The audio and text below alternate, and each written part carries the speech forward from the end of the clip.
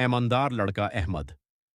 एक खूबसूरत गांव में अहमद नाम का एक लड़का रहता था। अहमद बहुत गरीब था, लेकिन वो बहुत मेहनती और ईमानदार था। उसके वालिद एक मजदूर थे और मुश्किल से घर का खर्च चलाते थे। अहमद हर रोज सुबह जल्दी उठता, अपनी माँ की घर के कामों में मदद करता और फिर स्कूल के लिए निकल जाता था। अहमद के स्कूल जाने का रास्ता एक छोटे से जंगल से गुजरता था।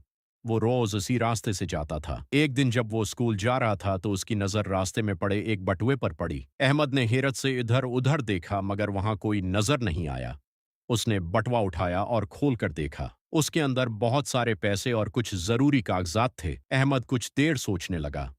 उसके घर की हालत अच्छी नहीं थी। उसकी माँ अक्सर कहती थी कि घर के खर्चे पूरे करना मुश्किल हो जाता है। अहमद के दिल में एक लम्हे के लिए ख्याल आया कि अगर वो ये पैसे रख ले तो घर की बहुत मदद हो सकती है, लेकिन फिर उसे अपने वालिद की बात याद आई। उसके वालिद हमेशा कहते थे, बेटा, इंसान गरीब हो सकता है मगर उसे बेईमान नहीं होना चाहिए। ईमानदारी सबसे बड़ी दौलत है। अहमद ने फौरन फैसला किया कि वो ये बटवा उसके असल मालिक को वापस करेगा।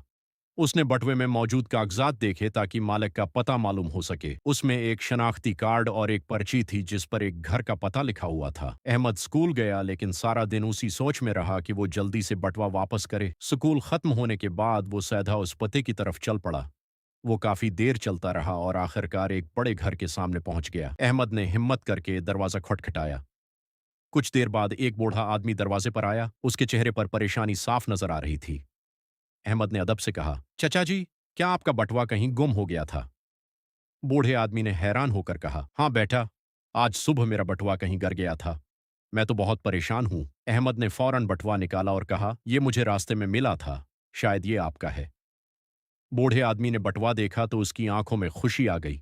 उसने बटुआ खोला तो उसके सारे पैसे और कागजात महफूज थे। वो बहुत खुश हुआ। बूढ़े आदमी ने अहमद से कहा, बेटा, तुम बहुत ईमानदार हो।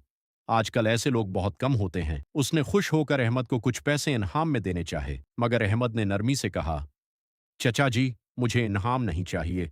मैंने तो सिर्फ सही काम किया है। बूढ़ा आदमी अहमद की ईमानदारी से बहुत मुतासिर हुआ। उसने अहमद से उसके घर और पढ़ाई के बारे में पूछा। जब उसे मालूम हुआ कि अहमद एक गरीब घर से ताल्लुक रखता है और पढ़ना चाहता है, तो उसने फैसला किया कि वह अहमद की तालीम का खर्च उठाएगा। उस दिन के बाद अहमद और भी मेहनत से पढ़ने लगा। वक्त गुजरता गया और अहमद बड़ा होकर एक कामयाब इंसान बन गया। वो हमेशा लोगों को ईमानदारी और सच्चाई की अहमियत बताता था। सबक: ईमानदारी और सच्चाई इंसान को हमेशा इज्जत और कामयाबी दिलाती है।